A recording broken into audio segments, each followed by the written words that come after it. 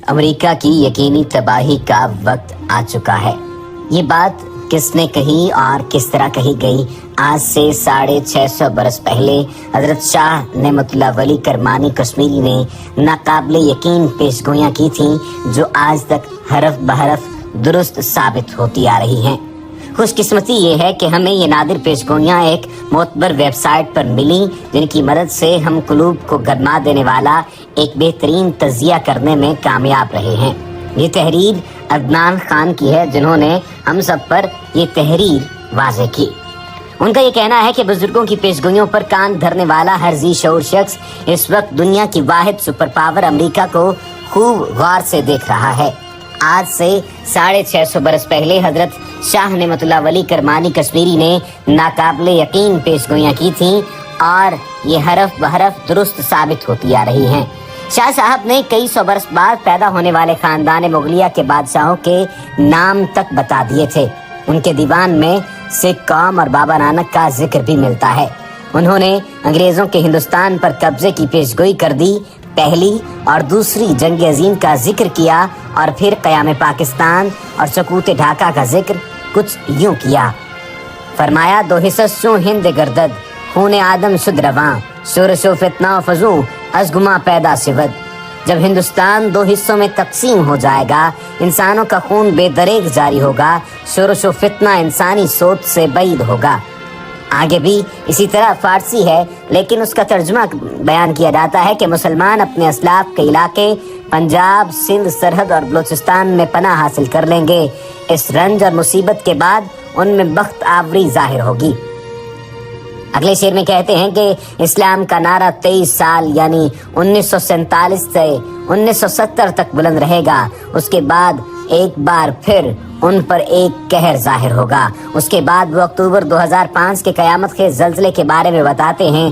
फरमाया कि क़यामत के ज़ल्ज़लों की मिसल एक ज़ल्ज़ला आएगा और वो ज़ल्ज़ला हिंदुस्तान और सिंध में कहर बनकर नमूदार होगा।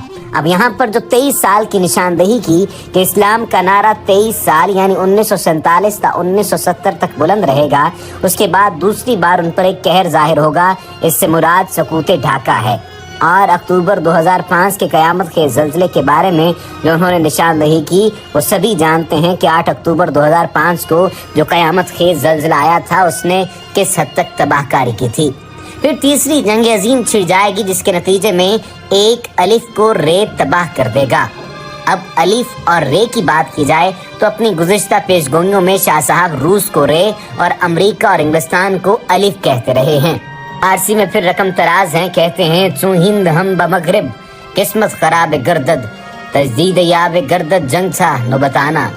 हिंदुस्तान की तरह मगरब यानी यूरोप की तकदीर भी खराब हो जाएगी। तीसरी जंग अजीम शुरू हो जाएगी। फिर फरमाया, दो अलिफ यानी इंग्लिस्तान और अमेरिका जो मैं पहले बयान कर चुका हूँ, इनमें से एक अलिफ तबाह हो जाएगा। रे अलिफ पर हमला कर देगा। अलिफ इतना तबाह होगा कि उसका एक नुक्ता भी बाकी न रहेगा, सिवाय ये कि उसका नाम और तज़किरा तारीख की किताबों में बाकी रह जाएगा। फिर फरमाया, जिसराल नागा पर्वत बासीन मुल्क गिलगत पस मुल्क हाय तिब्बत गिर नारे जंग आना यकजा चूस्मान हम चीनिया ईरा फता कुरिंदो ईना कल हिंद गाजियाना। चित्राल नागा पर्वत चीन के साथ गिलगित का इलाका मिलकर तिब्बत का इलाका मैदान जंग बनेगा। तुर्की, चीन और ईरान वाले बाहम यकजा हो जाएंगे। ये सब तमाम हिंदुस्तान को गाजियाना तौर पर फतह कर लेंगे। नोट करें कि शाह साहब की रोशन ज़मीरी का ये हाल था कि वो 650 बरस पहले न सिर्फ मुस्तकबिल के हुक्मरानों और बादशाहों के नाम तक जानते थे, बल्कि उनको पहाड़ों और इलाकों तक के वो नाम भी मालूम थे जो आज मुस्तामिल हैं। यानी आप इन पेशगोइयों के ज़रिए जान चुके हैं कि न सिर्फ हिंदुस्तान की फतह नज़दीक है जो हम चीन, तुर्की, अफ़गानिस्तान और ईरान की मदद से करेंगे, बल्कि अमेरिका भी सफ़े हस्ती से ऐसा मिटेगा कि उसका नाम ही तारीख की किताबों में बाकी बचेगा। अब आप इस वक्त मौजूदा बैनुल-अक़वामी सफ़बंदी पर निगाह दौड़ाएं तो अफ़गानिस्तान में रूस के बाद अमेरिका भी शिकस्त खा चुका है। रूस और चीन पाकिस्तान के इत्तेहादी बन चुके हैं। चीन सीपैक तामीर कर रहा है जिसके सड़क और रेल के रूट के जरिए जंग की सूरत में तेजी से फौजी नकलो हरकत मुमकिन होगी। मगर इस सब से बढ़कर आप अमेरिका के हालात पर नजर डालें। अमेरिका पर पहले ट्रंप हुक्मरान बना यानी उसकी आधी तबाही हो गई।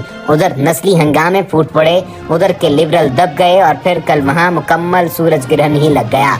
सूरज ग्रहण को ज़माना कदीम से ही हर जी शऊर और मंतकी अंदाज़ फ़िक्र रखने वाला शख्स शदीद नहूसत और तबाही की अलामत समझता है। क्या आपने नोट किया है कि इस ग्रहण के फौरन बाद ट्रंप ने एटमी ताकत पाकिस्तान को धमकियां दी हैं और भारत की तबाही का सामान करते हुए इसको अफगानिस्तान में बड़ा रोल दे रहा है, यानी अपनी तबाही का आखिरी सामान भी कर लिया और हिंदुस्तान की भी।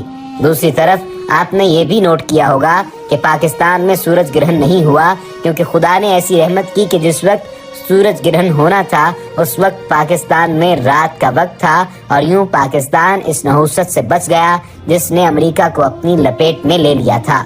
यानी ये तंजिया रंग इख्तियार किया गया है, यह हकीकत के करीब है। मजीद लिखते हैं कि अमेरिका में मुकम्मल सूरज ग्रहण के बाद दिन के वक्त भी रात किसी तारीकी छाई तो अगले दिन ही अमेरिकी सदर ट्रंप ने अपनी नई अफगान पॉलिसी का ऐलान करते हुए पाकिस्तान को धमकियां दे डाली। अमेरिका शायद ये भूल गया था कि दुनिया इस्लाम की वाहिद एटमी ताकत पाकिस्तान पर बुजुर्गों का साया है और इसी ने अजीम और मुहीब सुपर पावर सोवियत यूनियन को भी शिकस्त फाश देकर नीस्तो नाबूद कर दिया था। अमेरिका का भी वही अंजाम होता दिखाई दे रहा है।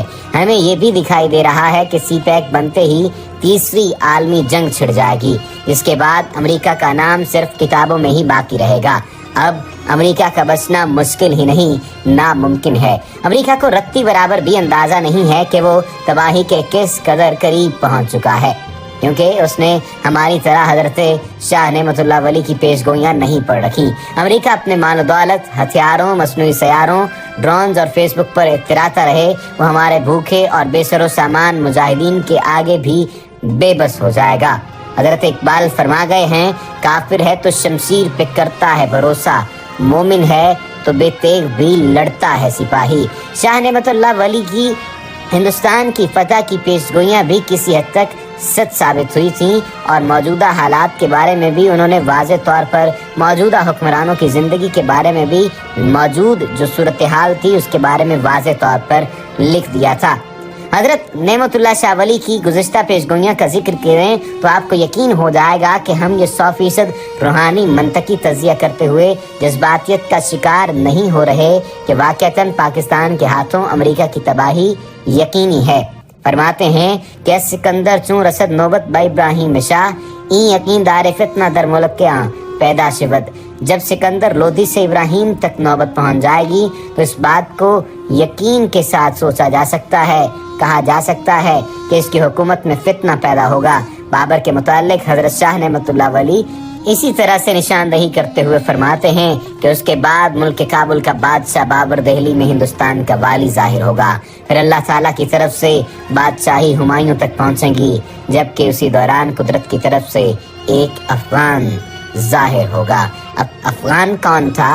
अफगान का नाम शेर खान। और फिर हुमायूं बादशाह को हादसा पेश आ जाएगा क्योंकि शेर शाह सूरी नाम का एक शख्स दुनिया में जाहिर होगा। इसी तरह हुमायूं बादशाह हिंदुस्तान पर कब्जा कर लेगा और अकबर मुल्क का बादशाह बन जाएगा। किस्सा मुख्तसर ऐसी तफसीली पेशगोइयां नाम ले लेकर जहांगीर, शाहजहां, औरंगजेब वगैरह के बारे में की गई हैं और सिख मत की पैदाइश और उरूज का भी जिक्र किया गया है।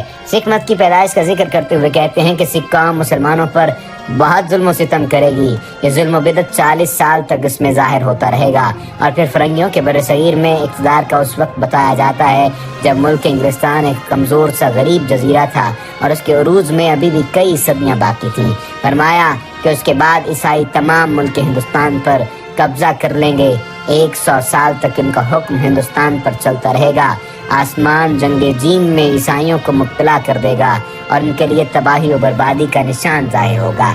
अब जंगे जीम से मुराद जर्मन की जंग है, यानी जो जंग अजीम अव्वल और जंग अजीम दोम का जो मामला है उसकी जानिब निशानदही की गई है। फिर फरमाया कि अगरचे अहले बरतानिया जर्मनों पर फतह पा लेंगे, लेकिन जंग की तबाहकारियों से उनके निज़ाम हुक्म में बहुत ज़्यादा कमज़ोरी पैदा हो जाएगी। फिर अंग्रेज़ों के फितने का बीज बोकर हिंदुस्तान छोड़ने का जिक्र होता है।